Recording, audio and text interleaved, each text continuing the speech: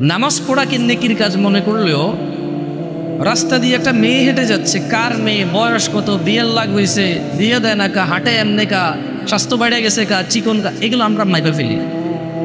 So এটাকে আমরা অন্যায় মনে করি না। আমরা ভাবির সাথে রাত্রি যাপন করা অপরাধ মনে করলো, ভাবির সাথে পাশাপাশি মোড়ায় বসে, চেয়ারে বসে, টেবিলে বসে, টুলে বসে, কিচেনে গিয়ে রান্না বান্নায় হাত বাটানো, গল্প করাকে অন্যায় মনে করি না। আমরা ভাবির সাথে রাত্রি যাপনকে অন্যায় মনে করলেও পরীক্ষায় পাশ করে এসে ভাবিকে আঞ্জা করে ধরে ভাবি পাশ করছি বলাকে অন্যায় মনে করি না।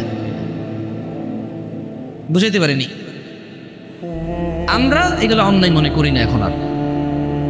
সব মানুষ চেঞ্জ হয়েছে।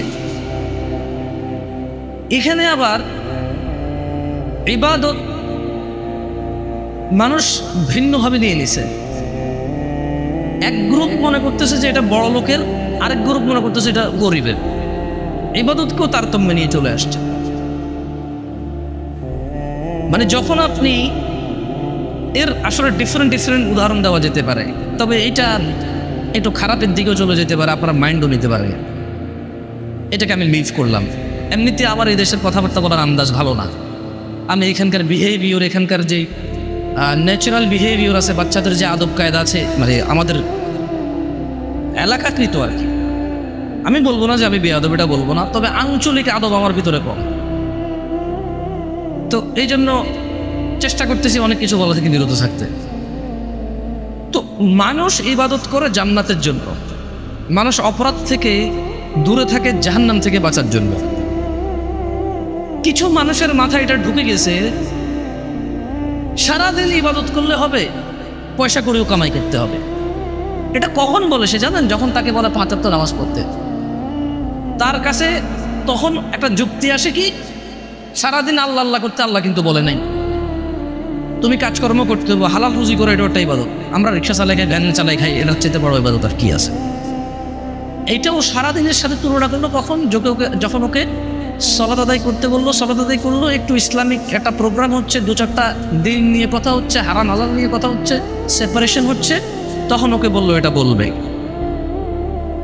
হ্যাঁ, আপনি সারাদিন বেকার থাকেন, এই একটু সপ্তাহে 2টা হালাকা, 2টা ইসলামিক প্রোগ্রাম আপনি অ্যাটেন্ড করেন কিছু শেখার জন্য। আপনি বন্ধু বান্ধবের সাথে যান, ক্রিকেট খেলেন, ফুটবল খেলেন, আপনি গেমস খেলেন, আপনি আড্ডা দেন, আপনি প্রেম করেন, আপনি বেড়াইতে যান, সব উদাহরণ আসবে না। আপনার মা আপনাকে উদাহরণ দেবে, কাম কাজ তো না, খালি ওই আল্লাহ বিল্লাহ করলে চলবে না, তোমার ঘরে খানা আসবে। আল্লাহ খালি আল্লাহর ইবাদত নিয়ে পড়ে থাকতে বলে না, কাম কাজও করতে বলছে। ওই পোলা কিন্তু সারাদিন ইবাদত করে না, কিন্তু সপ্তাহে 2টা প্রোগ্রাম অনলি অ্যাটেন্ড করে। তো ওর মায়ের কাছে মনে হচ্ছে, ওর বাপের কাছে মনে হচ্ছে ও সারাদিন আল্লাহ আল্লাহ করে, কোনো কাজ করে না, আর আল্লাহ আল্লাহ না করার কারণে সে কাজ করে না। এভাবে মানুষের মাথা এখন চেঞ্জ হচ্ছে। মানুষ অনেক আগ থেকে এগুলো বলা শুরু করছে যে সারাদিন আল্লাহ আল্লাহ করলে চলবে না, কি করতে হবে? কাজকর্ম করতে হবে। আমি ওদেরকে বলতে চাই, কোনো মানুষ ফজরের নামাজ পড়ে যদি কাজকর্মে লেগে যায়, হালাল ওইটাই আল্লাহ আল্লাহ করা। সুবহানাল্লাহ বলা ইবাদত, আলহামদুলিল্লাহ বলা ইবাদত, আস্তাগফিরুল্লাহ বলা ইবাদত, 2 রাকাত নফল সালাত পড়া ইবাদত, 2 টাকা সাদকা করা ইবাদত। ওই ফজরের সালাত আদায় করে হালাল কর্মে গেলে ওইটাও ইবাদত। সো ইটস ইবাদত। আমার মূল টার্গেট হওয়া উচিত ইবাদত। কি আমার মূল টার্গেট হওয়া উচিত? কি? ইবাদত। কেন? ইবাদত করলে আমার নেকির পাল্লা ভারী হবে, আল্লাহর সাথে আমার সম্পর্ক গাঢ় হবে, আল্লাহর সাথে আমি ক্লোজ হব, অপরাধ প্রবণতা কমে আসবে আমার। সো আমার উচিত হচ্ছে টার্গেট নেওয়া, ইবাদত করা। এবং যখন যে অবস্থায় আছি সেই অবস্থায় যে অ্যাভেলেবেল ইবাদত আছে সেটাকে করা, যেটা আমার জন্য বেটার সেটা করা। যে এগুলো কথা বলছিলাম কেন, মানুষ আসলে তার ইবাদত দিয়েও যে জান্নাতে যাবে, আর তার অপরাধ এড়িয়ে চলা থেকেও যে মানুষ জাহান্নাম থেকে মুক্তি পাবে তা নয়। মানুষকে আল্লাহ ক্ষমা করলেই মানুষ জান্নাত পাবে, মানুষকে আল্লাহ দয়া করলেই মানুষ জান্নাত পাবে।